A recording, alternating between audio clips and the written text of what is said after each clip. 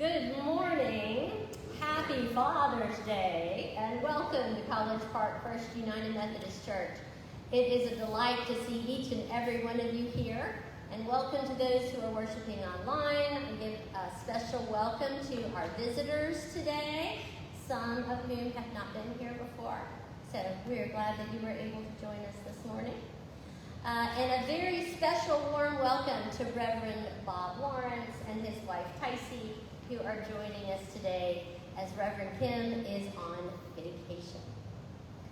So our call to worship for the month of June is a one that is sung.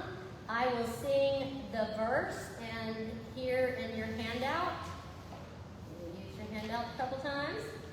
You'll see For All the Children. This is the refrain, which I would love to have you join me in.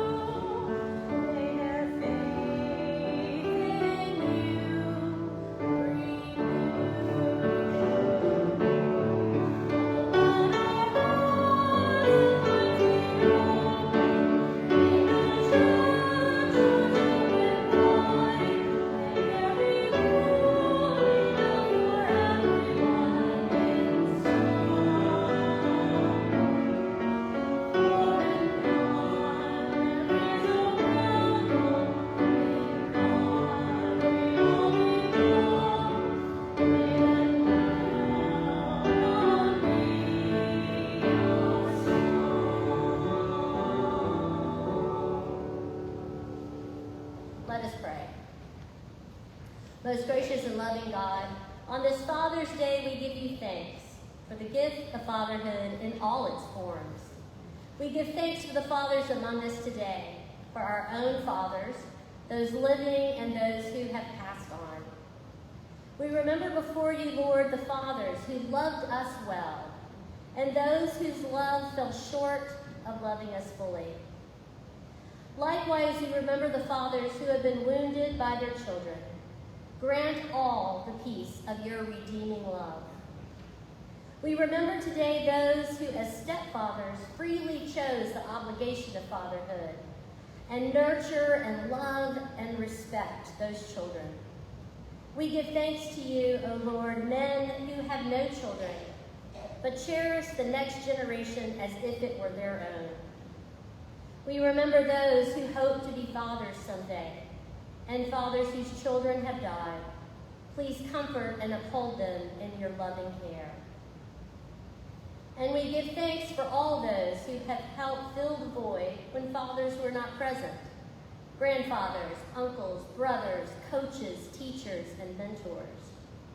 May we all have the courage to be such agents of your grace.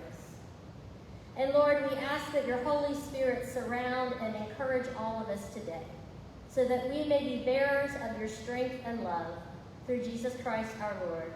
Amen. Amen. If you would please rise for our opening hymn, which is found on the back of this lovely handout. We are going to sing You Are Welcome Here. You are welcome to sing the verses along with me, but if nothing else, would you please join for the chorus?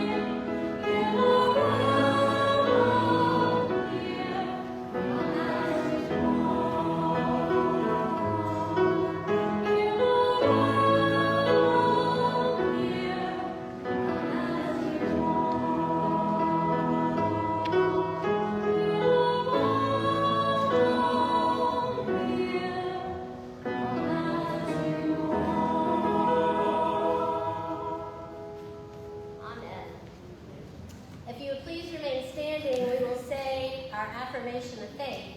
It is found on page 885. And when we're done, we're going to sing again. And this time it's going to be in your laminated handout. We're going to sing Glory to God, whose goodness shines on me. Page 885. Where the Spirit of the Lord is, there is one true church, apostolic and universal, whose holy faith let us now declare. We believe in God the Father, infinite in wisdom, power, and love, whose mercy is over all his works, and whose will is ever directed to his children's good. We believe in Jesus Christ, Son of God and Son of Man, the gift of the Father's unfailing grace, the ground of our hope, and the promise of our deliverance from sin and death. We believe in the Holy Spirit as the divine presence in our lives, whereby we are kept in perpetual remembrance of the truth of Christ and find strength and help in time of need. We believe that this faith should manifest itself in the service of love as set forth in the example of our blessed Lord, to the end that the kingdom of God may come upon the earth. Amen.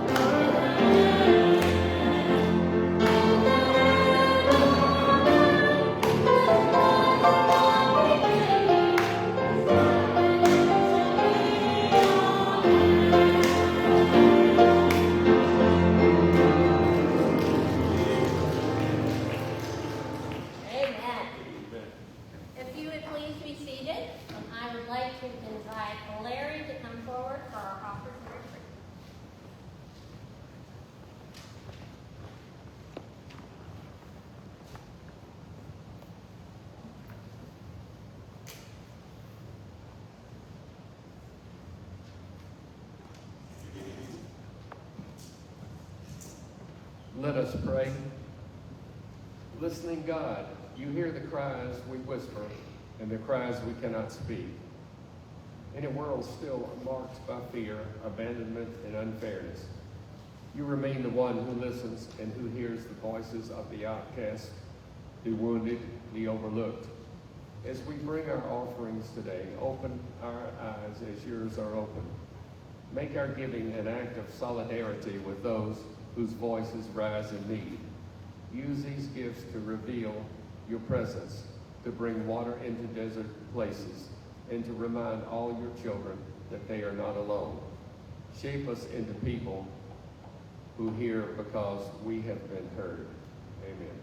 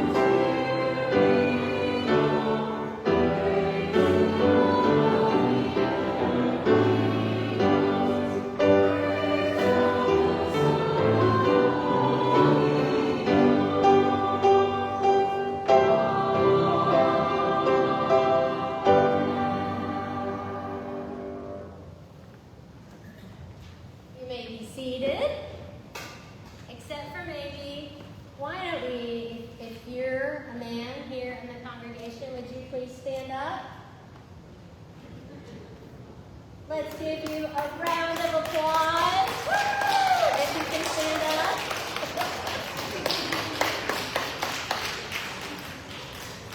You may or may not be a father, but we are so grateful for you and all that you do for the children in this community. So thank you. You may be seated.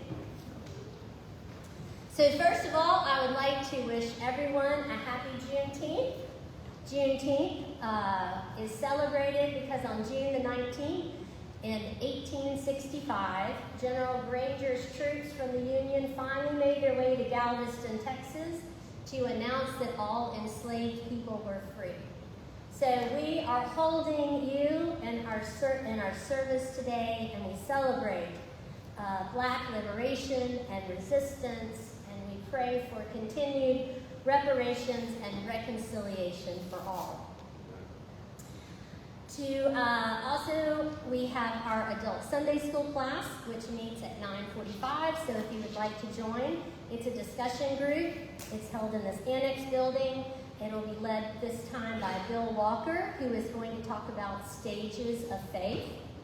As a reminder, we will have a congregational meeting after church next Sunday, so would you please plan to stay? We will have a time of fellowship as we share important updates from the leadership board, highlight from the annual conference that was just held this week, and news about our outreach ministry. Lunch will be available for $5, but if you don't have it, still come. We will be happy to serve you lunch. Our food bags for the unhoused and needy folks in the community are still available and being put together. If you would like to donate to that cause, we take, there's a whole list of items that's on the table in the back, or you can make a monetary donation. And the food pantry at Tri-Cities UMC, which is on the Hayesville campus, is on June the 24th from 11 to 5. Volunteers are needed 9 to 5 that day. And we are having a reception in the back. It looks kind of like a veritable feast now that everybody's brought all their stuff in. So thank you to the women in the congregation who have brought food. If you would all stay afterwards for some tasty treats. And I think that is all of the announcements. And I will turn it over to Reverend Bob Lawrence for our time of prayer. I would like to mention that Ray Smith, who is our custodian, will begin his bone marrow transplant on Tuesday, so if you please keep him in your prayers. And there's a GoFundMe site that Julie sent out in the newsletter, because he will be in the hospital for over a month.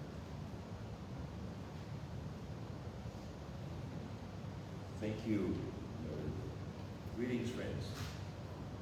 It's prayer time now. Prayer time. Time that we take the time out during this time of worship here and have a talk with Jesus. In your own way, take advantage of this moment to talk with Jesus as we lead us in our corporate prayer this morning. Let us pray. Loving God Almighty, as we humbly come before you today, bowed with all our being, may we be reminded of your words found in Psalm 24, that the earth is the Lord's, and everything in it, the world, and all who live in it.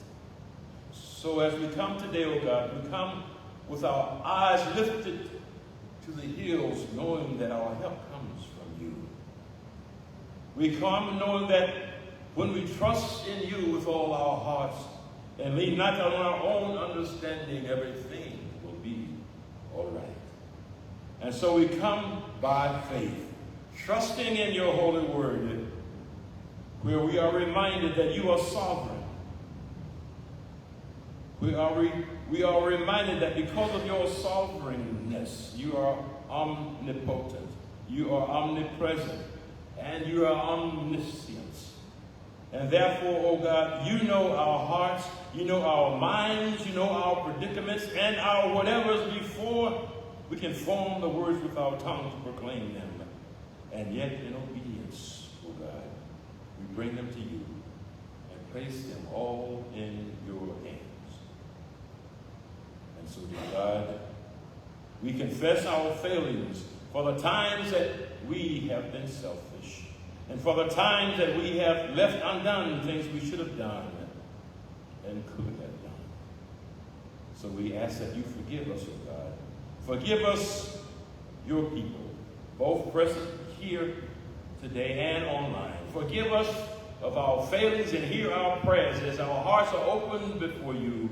Strengthen us where we are weak. Humble us as you deem appropriate, and fill us with your love. Furthermore, God, we rejoice, yes, we rejoice and give thanks for the gifts of fathers and father figures, for their strength, their guidance, and their love. Continue, oh God, to bless them with wisdom, bless them with patience and courage for living. May we feel appreciated, valued, and deeply loved, not only today, but every day. We ask, oh God, your continued blessings on this, your house, called College Park First United Methodist Church. Bless its leaders. We also ask that you bless the leaders of our conference, the Church Universal, our community, city, state, nation, and the world. Empower us, oh God, to be bold and unafraid to stand for and speak truth in relation to your word. And give us the strength and courage to stand firm, oh God, not in personal desires, but in agreement with your desires for us, your people, while reminding us that you simply ask of us to act justly, to love mercy, and to walk humbly with you, oh God. Yes, dear God, we also ask a special anointing on Pastor Sickville as she shepherds your people here at College Park First. Give her wisdom and strength to carry on. Lest we be remiss, oh God, we ask your continued blessing on our first responders, the women and men serving in our militaries, both at home and abroad. Watch over them, oh God, guide them and protect them as they seek to protect us, enabling us to enjoy the freedoms that you have blessed us with. And finally, Lord God Almighty, we ask you bind us with cords of love that cannot be broken. Enable us to walk by faith and not be weary, holding on to your everlasting and unchanging hand. Shadowed beneath your hand, O God, may we forever stand. And now, O God, we rejoice giving you thanks and praise because we know that you've already mobilized the heavenly hosts to move on our behalf. So we thank you, we praise you, we love you. In the name of Jesus Christ, our Lord and Savior. Amen, amen, amen.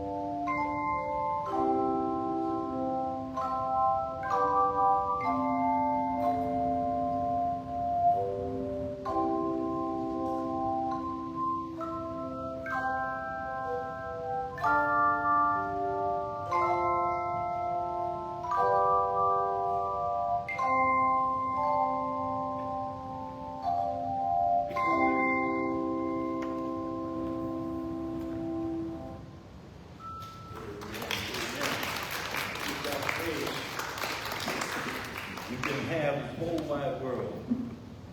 Give me Jesus. Give me Jesus. Beautiful, beautiful. And your choir. Amen. Amen.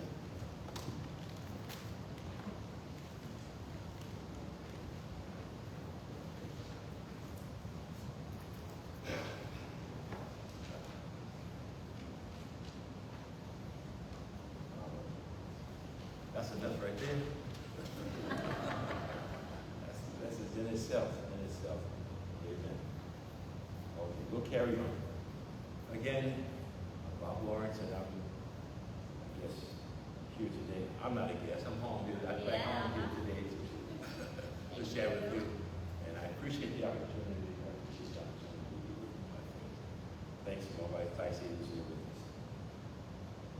So, our scripture for the morning for our message is found in the Gospel of Matthew, chapter 14. A few verses, beginning with verse 13, reading from the New Revised Standard Version, unedited.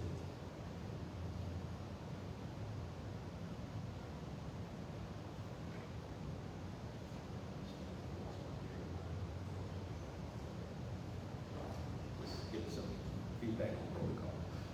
Amen. Now, when Jesus heard this, he withdrew from there in a boat to a deserted place by himself. But when the crowds heard it, they followed him on foot from the towns. When he went ashore, he saw a great crowd, and he had compassion for them and cured their sick. When it was evening, the disciples came to him and said, "This is a deserted place, and the hour is now late. Send the crowds away so they may go into the villages and buy food for themselves." Jesus said to them, "They need not go away. You give them something to eat." They replied, "We have nothing here but 5 loaves and 2 fish. And he said, "Bring them to me." Then he ordered the crowds to sit down on the grass. Taking the 5 loaves and the 2 fish, he looked up to heaven and blessed and broke the loaves and gave it to the disciples, and the disciples gave it to the crowds. And all ate and were filled. And they took up what was left over of the broken pieces, 12 baskets full. And those who ate were about 5,000 men, besides women and children. The word of God for us, the people of God. Together we say, Amen. Be to God. And now, of course, if you didn't know by now, it's Father's Day. It's Father's Day. As you know, Father's Day is oftentimes celebrated with cards, cookout, family gatherings, in order to recognize the fathers, grandfathers, stepfathers, and the father figures who have helped guided us in life. To say thank you, say we love you for the many everyday acts of sacrifice. It's just a little tidbit I found and thought I'd share with you. A little history. So on July 5, 1908, in Fairmount, West Virginia, Grace Golden Clayton suggested to her pastor that a service be held at the Williams Memorial Methodist Episcopal Church South, now known as the Central United Methodist Church, that the service be held to honor hundreds of fathers who had perished in a Virginia mining town about a year earlier. Because of the date, this celebration was overshadowed by other events, one being previous day's Independence Day celebration. Thus, the celebration just kind of oozed into Annapolis, it would seem.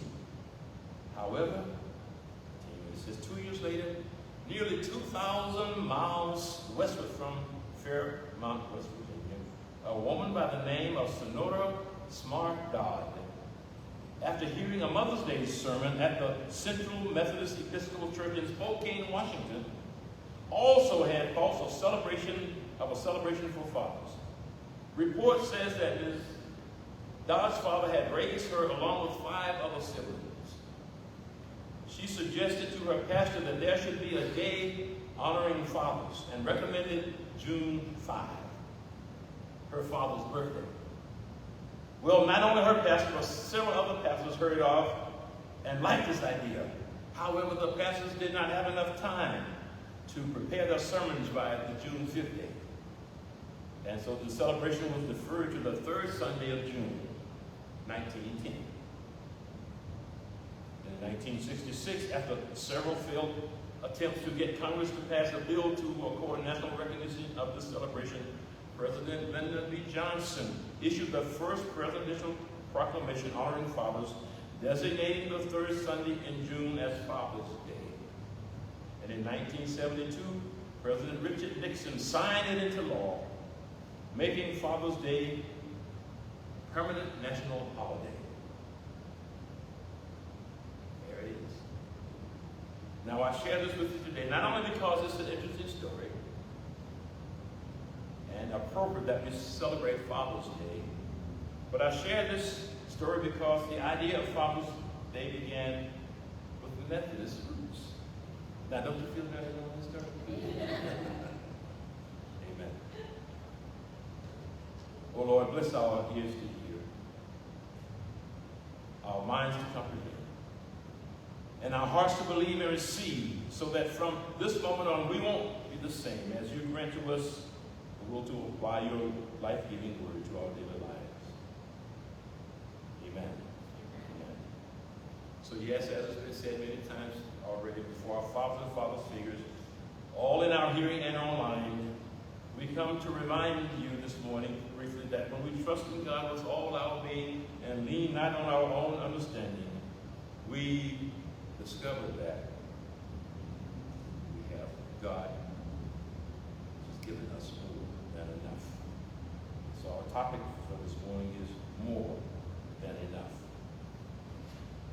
Our scripture today depicts a scene that to the eyes of us as humans seems impossible. However, for Jesus, it's an opportunity for God to showcase his ability to overcome any and all situations.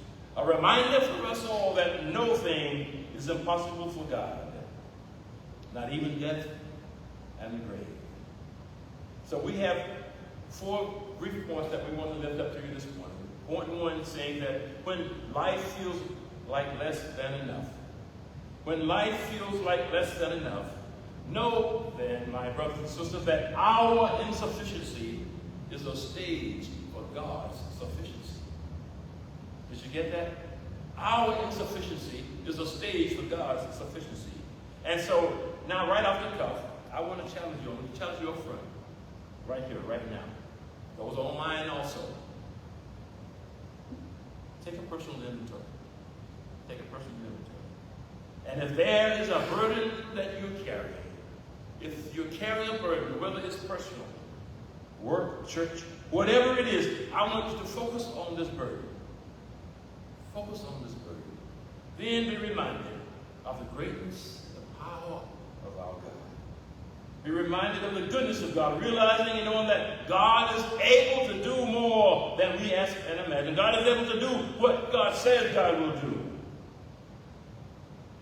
Then, when the sermon is over this morning, if you can wait that long, I want you to bring your it and lay it at the altar. That's good much. I want you to bring it and lay it at the altar. Lay it at the feet of Jesus, because when we take what we have and give it to Jesus, it's more than enough. It's more than enough. The story of our text today is recorded in our 4 Gospels. However, we've chosen Matthew's Gospel as our primary scripture for today. But to help us with our perspective and put us all on the same page, if you will, see, Matthew shares back in chapter 13, which you'll read later on today. Man, you can do it tomorrow, but this is your day, so everybody else read it. Back in chapter 13. How Jesus had been at work teaching the many crowds of people that were following him around. You see, Jesus was very effective in getting people's attention. I thought that the key factor in this was because Jesus' primary teaching style, scholars call it a parabolic methodology. But note, a parable is a simple story used to illustrate a moral or spiritual lesson. To illustrate a moral or spiritual lesson. Thus, as Jesus spoke to his audiences, Jesus did not seek to embark perspicacious theological assertions, purpose to pedagogically inspire and edify them from a hermeneutic perspective. In other words, Jesus didn't seek to impress, but to inspire. Jesus didn't seek to impress, but to inspire his audience. And so when Jesus spoke to individuals or crowds, he talked with these crowds or individuals at their level. And he spoke using language and illustrations they could easily understand, as he was explaining to them about the kingdom of God. For example, when he spoke to the viticulturists, Jesus spoke about grape cultivation and vineyard management. Example says, I am the vine, you are the branches. Or when he spoke with the ranchers, he talked about cattle and sheep. Example says, which of you having an ox that has fallen into a well on the Sabbath will not immediately save it? Or Jesus says that I am the good shepherd. When he spoke to farmers, he talks about soil and crops and seeds. Some seed fell on good soil. The fields are ripe for harvest. And talk to fishermen. He talked about nets and catching fish. So follow me. I will make you fisher of men. You get the idea. You get that too. Jesus would speak to the people and not at them. Resultantly, the people responded and genuinely wanted to hear what Jesus had to say. Thus, the crowds would gravitate to him and follow him. And for the record, contrary to what we may see today, Jesus didn't have to pay or plant crowds to where he was going to be for publicity's sake. Just saying. Anyhow, verse 13 begins by telling us, it says, then when Jesus heard this is referring back to John the Baptist, Jesus' cousin and forerunner to Jesus' ministry. The one who was chosen by God to prepare the way for Jesus' advent into the world. To further explain, see a quick glance back at verses 6 through 10. We'll see where it says that on Herod's birthday, talking about King Herod, on Herod's birthday, the daughter of Herodias danced for them, and she pleased Herod so much that he promised with an oath to give her whatever she asked. And prompted by her mother, she said, give me the head of John the Baptist here on a platter. Therefore, King Herod had John the Baptist beheaded, not due to any criminal acts of John, but because the king was enamored with lust for Herodias, his brother Philip's wife. Now, you do with that whatever you will. But knowing this, John the Baptist stood up and told the king that it was not lawful for him to have Herodias. John the Baptist, in other words, was not afraid to tell the king that he was wrong. There's a deeper message here, especially for one desiring to be king. And that message is that even though you may dictate, you may loathe, lust, and do as you please, that there is an accountability and an ultimate law that governs, and it is the law of God. And that law of God says that we must reap what we sow. We must reap what we sow. Anyhow, our scripture tells us that when Jesus' disciples told him of the death of John the Baptist, Jesus decided to go to a deserted place by himself. Now, I like Peterson's message translation of this. He says that, but his withdrawal was unsuccessful. So, and someone saw Jesus leave, and the word got out. So the crowd followed him on foot. So, Jesus goes to find solitude, a place where he can be alone with his grief, and hear about his cousin and friend John the Baptist's death. However, as Scripture notes, crowds had a way of finding Jesus. So Jesus looks up and sees this large crowd coming towards him. Now, instead of solitude, Jesus is confronted with a crowd of people wanting to be near Jesus, seeking healing. Which brings us to our second point. Jesus refuses to send people away. Jesus refuses to send people away. Jesus cannot observe human suffering and do nothing. See, Jesus is not one who would cut off SNAP benefits so that he can pad his family and his friends' pockets with those allocated proceeds. And get this, Jesus is never in such a hurry doing his own thing that he ignores someone in need. He just has to help. He has to heal because he feels such great compassion for people. In fact, Matthew says that Jesus was so determined to heal as many people as he could that day that he apparently lost track of time. So the disciples came to him to offer a helpful reminder, saying, Jesus,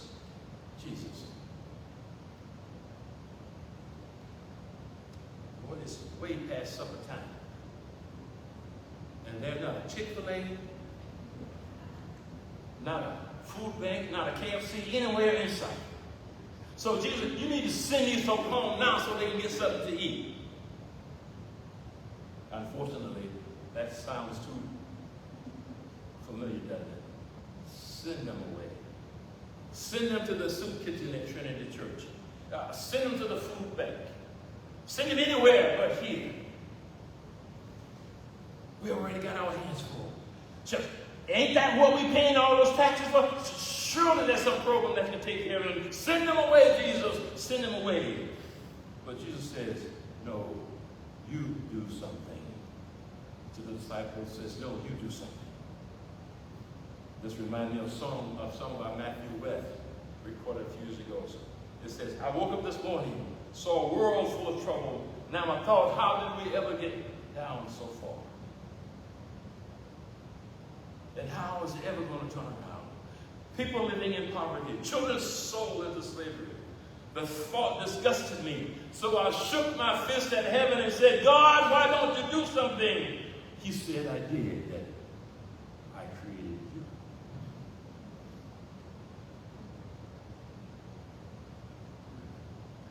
So Jesus says to the disciples, you do something. You give them something to eat. You take care of their needs. John's gospel tells us that Jesus already had in mind what he was going to do, yet his purpose was only to test his disciples. And the disciples protest, exclaiming that they just don't have enough money to buy enough food for the crowd, and they failed another test. However, my friends, Jesus sees needs as an opportunity for ministry.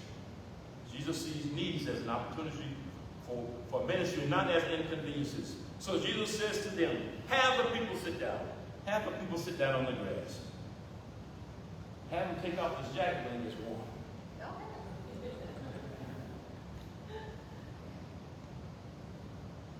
Have the people sit down on the grass, Jesus says. And we are told that Jesus takes what is available. He takes what is available. A little boy's lunch. 5 loaves and 2 fishes. And he gives it to the disciples and says, distribute this among the people after it's been blessed. And what do you know? It's enough. In fact, it's more than enough. It's more than enough. Hallelujah. What a reminder for us today. A reminder that God doesn't look at things like we do. God doesn't see people like we see people. God doesn't look at how big of a house someone has, or how much money one has, or how educated I are. Furthermore, my brother and sister, God knows that sometimes big things come in small packages. So let me suggest that God is looking for vessels, surrendered and fully committed vessels who says, here I am, Lord. If you can use anything, you can use me. Which brings us to point 3, that place what you have in Jesus' hands. Place what you have in Jesus' hands.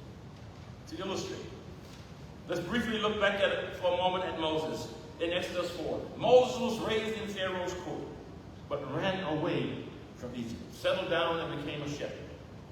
One day, Scripture tells us that Moses saw a strange sight. Yeah, I'm sure many of you are familiar with the story, if not all of you. But it was a burning bush, and yet this bush was not being burned up. But then a voice came out of this burning bush. As the story reports, it was the voice of God. And God told Moses to go back to Egypt to confront King Pharaoh and tell Pharaoh to let my people go. And in an attempt of avoidance, in an attempt to keep him having to go back, Moses said, Lord, you know I don't speak well, Lord, and besides, they won't believe me. To make a longer story shorter, the Lord said, what is that in your hand, Moses? And he said, a rod. See, shepherds use their rod to help drive sheep, to help chase away predators that were attacking the sheep, and to help the shepherd himself even walk up steep and rocky places. However, here's the point. Here's the point, my friends. Don't fret over what you don't have or wish you have. To fast forward a bit, see, Scripture reports that the day came when God told Moses, Moses, lift up your rod and stretch out your hand over the sea. And the sea divided, and the children of Israel walked through on dry ground. Walked through on dry ground. So Moses' shepherd rod, which just looked minuscule by itself, before God got a hold of it. And after which it became a powerful instrument in the service of God, whereby the shepherd's rod that Moses carried became more than enough. When Moses turned it over to God for God's purpose. Are you hearing me this morning? And that brings me to the fourth and final one. God turns little into more than enough. God turns little into more than enough. And so in today's scripture, Jesus takes what's available, the lunch basket of the small boy, containing the 5 loaves of bread and 2 fish. Jesus took the bread and fish, and he looked to heaven, and he gave thanks to God, and blessed it. And he took it, he breaks the bread, and he gives it to his disciples, and they go and feed this group of 5,000 more people. And the key point here is, see, Jesus says to us all, my friends, that bring to me what you have. Bring it to me, give it to me. And Jesus blessed it. He even supersized it such that it's more than enough. More than enough.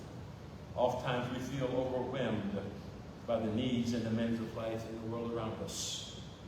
We just don't see how our meager resources could possibly help make a difference.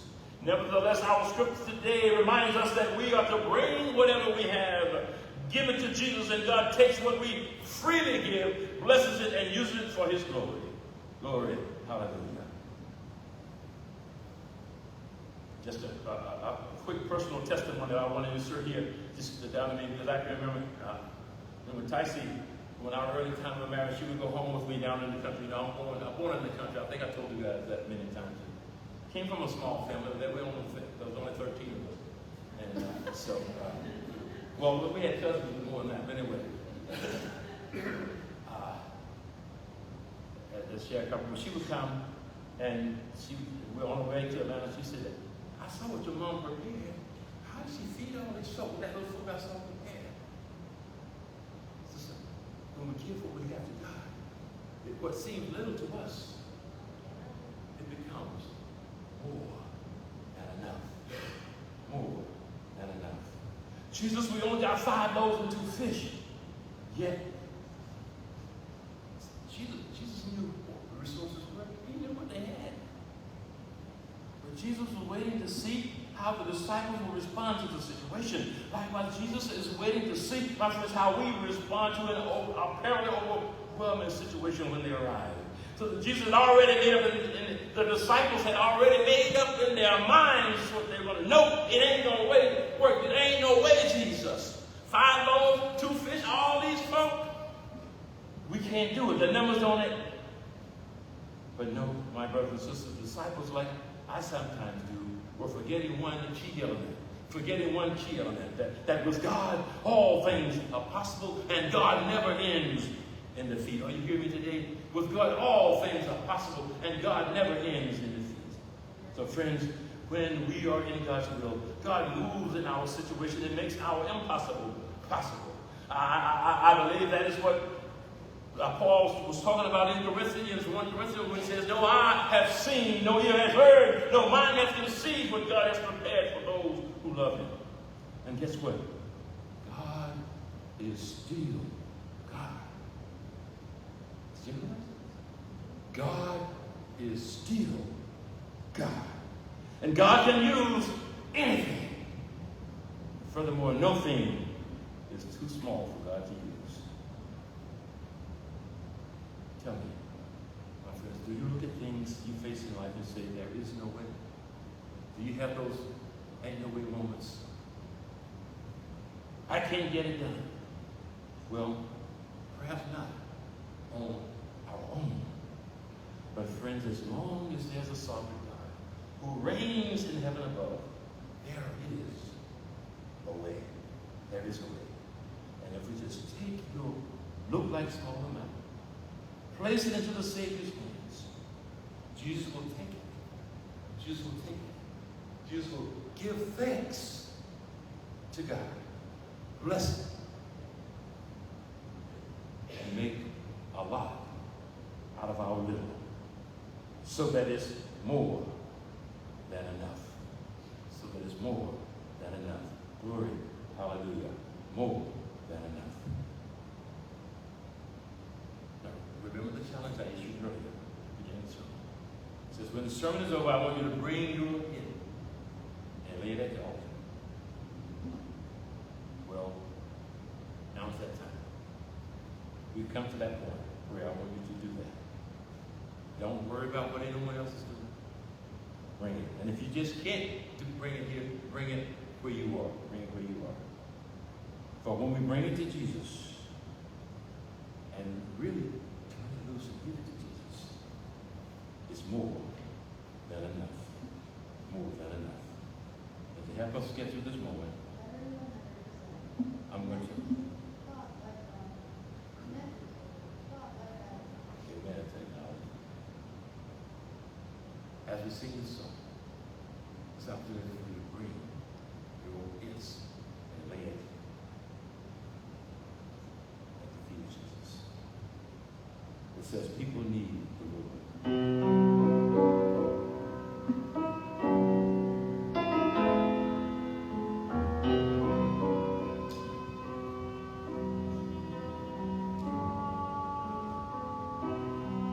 Every day they pass me by, I can see it in their eyes. Empty people filled with care, heading who knows where. On they go with private pain, living fear to fear. Laughter hides their silent cries. Only Jesus hears.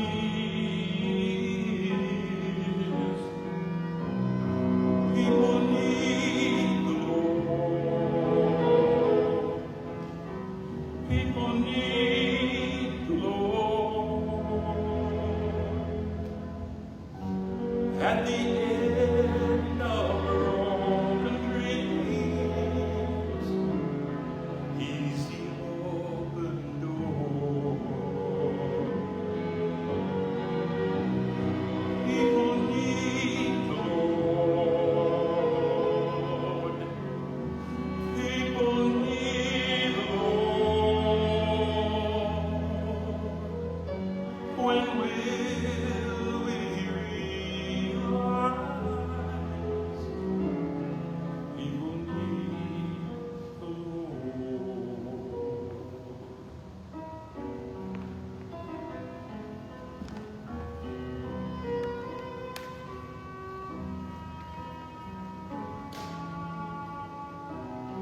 We are called to take His lights to a world where wrong seems right. What could be too great a cause for sharing life with one who's lost? Through His love, our hearts can feel all the grief they bear. They must hear the words of life.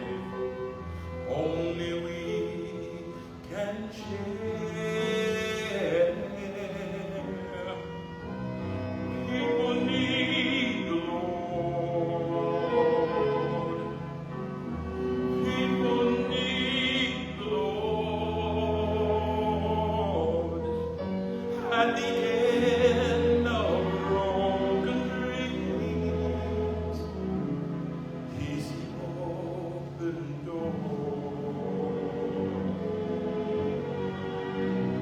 People need the Lord. People need the Lord. When will we realize that we must give our lives for people need the Lord.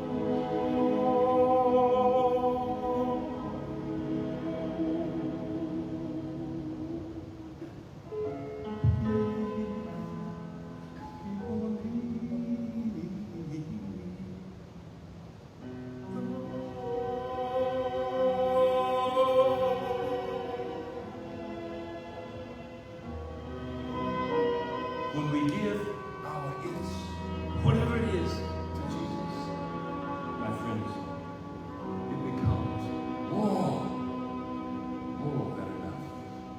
In the name of the Father, and of the Son, and of the Holy Spirit. Amen. Amen. Amen.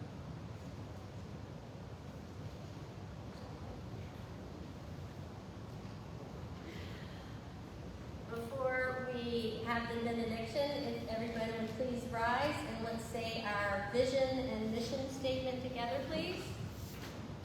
It's found on your laminated card. Good to remind us always. The United Methodist Church's vision. The United Methodist Church forms disciples of Jesus Christ, who, empowered by the Holy Spirit, love boldly, serve joyfully, and lead courageously in local communities and worldwide connections. And our mission statement, through worship, study, and service, College Park First United Methodist Church welcomes all people for a deeper relationship with God and each other for the transformation of the world. And a reminder, after the benediction, we will sing Amen, we praise your holy name, and then please join us for a lovely reception in the back. And now let us receive the blessing. Father God, we thank you for this time together. We thank you for this day. We thank you for your love of us. We thank you for your holy word, oh God. We pray that it's going forth and not return to you, Lord, but find purpose for which you have sent it. And now as we prepare to go from this place, not from your presence, go with us, guide us as we go out into our communities, oh God. Let us be a light for you. Let us be your ambassadors so that the world can see in us you. And they would, I would want to have a part of what you've got inside. I would like to serve a God like that. I want a God like you to be a part of my life. Because we know that when we trust in you, that you make our little more than enough. We thank you, we love you, and we praise you in Jesus' name. Amen.